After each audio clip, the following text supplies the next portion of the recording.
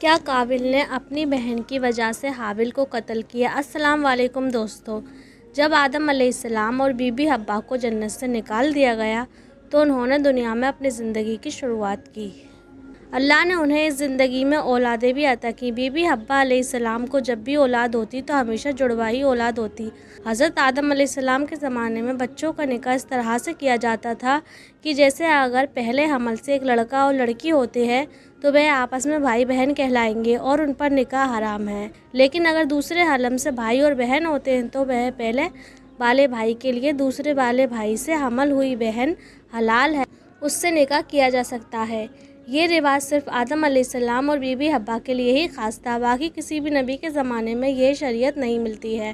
جب be be حوا کے حابل پیدا ہوا تو ایک لڑکی بھی پیدا ہوئی جو رواج سے اس کی بہن تھی، لیکن جب دوسرے حمل سے قابل پیدا ہوا تو ان کی ایک لڑکی پیدا ہوئی جس کا نام یہودا تھا، وہ بہت ہی خوبصورت تھی۔ پھر آدم علیہ السلام نے اپنے دونوں بچوں کی خوب اچھی پرورش کی۔ حضرت آدم علیہ السلام نے یہ فیصلہ کیا کہ وہ حابل کا نکاح یہودا سے کروائیں گے، پر یہ بات سنتے ہی قابل کے من میں حسد جاگ اٹھی اور ابلیس شیطان نے اسے بہکانا شروع کر دیا۔ شیطان نے اس کے من میں طرح طرح کے وسوسے ڈالے اور وہ اپنے ماں باپ سے جھگڑنے لگا کہ نہیں، یہ ٹھیک نہیں ہے، یہودا سے تو میں نکاح کروں گا اور میں اس سے بہت اچھا ہوں، میرا ہی نکاح ہونا چاہیے۔ اس سے اس طرح کے سوال وہ حضرت بی بی حوا اور آدم علیہ السلام سے کرنے لگا۔ تب آدم علیہ السلام نے فیصلہ کیا کہ اللہ کے سامنے تم دونوں کو قربانی دینی ہوگی، جس کی بھی قربانی قبول کی جائے گی اس کا ہی نکاح یہودا سے کیا جائے گا۔ حابل چرواہا تھا، وہ بھیڑ بکریاں چراتا تھا اور قابل کھیتی باڑی کرتا تھا، اس لیے حابل نے اپنی بھیڑوں میں سے سب سے اچھی بھیڑ قربانی کے لیے نکالی اور قابل نے اپنے غلے میں سے سب سے سڑا ہوا اور خراب اناج قربانی کے لیے نکالا۔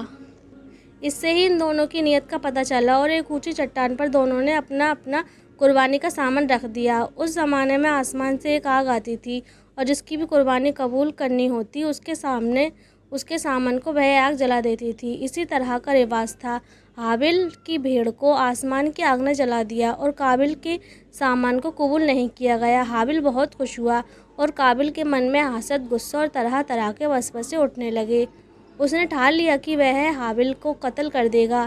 حابل اس بھیڑ کو جلتے ہوئے دیکھ ہی رہا تھا کہ قابل نے حسد میں آ کر ایک بڑا سا پتھر اٹھایا اور حابل کے سر پر مار کر اس کا قتل کر دیا اور حابل مارا گیا۔ پھر قابل نے سوچا کہ اب میں اس کی لاش کا کیا کروں، تو اس نے دیکھا کہ ایک کنواں گڈھا کھود رہا ہے اور گڈھا کھود کر اس نے دوسرے کنویں کو اس میں اپنی چونچ سے پکڑ کر ڈال دیا۔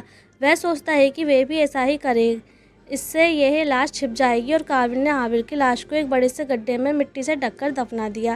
جب آدم علیہ السلام اور بی بی حوا کو یہ پتہ چلا تو انہوں نے قابل سے کہہ دیا کہ تم ہماری نظروں سے دور ہو جاؤ، تم نے بہت ہی سخت گناہ کیا ہے، اس کے لیے ہم اور اللہ تمہیں کبھی بھی معاف نہیں کریں گے۔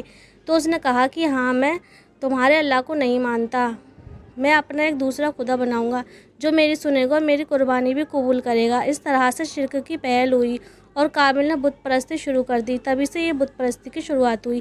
حضرت محمد صلی اللہ علیہ وسلم نے فرمایا کہ قابل نے جو ناپاک گناہ کیا تھا، اپنے بھائی حابل کو قتل کیا، وہ گناہ اسے قیامت تک ہوتا رہے گا۔ اگر دنیا میں کوئی بھی جرم کر کے کسی بے گناہ کو قتل کرے گا تو اس کا گناہ قابل کے سر چڑھے گا اور قیامت تک یہی ہوتا رہے گا۔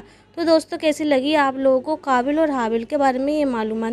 اگر پسند آئی ہو تو پلیز میرے چینل کو لائک، شیئر، سبسکرائب ضرور کریں اور ایک اچھا سا کمنٹ کر کے بتائیں کہ آپ لوگوں کو یہ ویڈیو کیسی لگی۔ السلام علیکم دوستو۔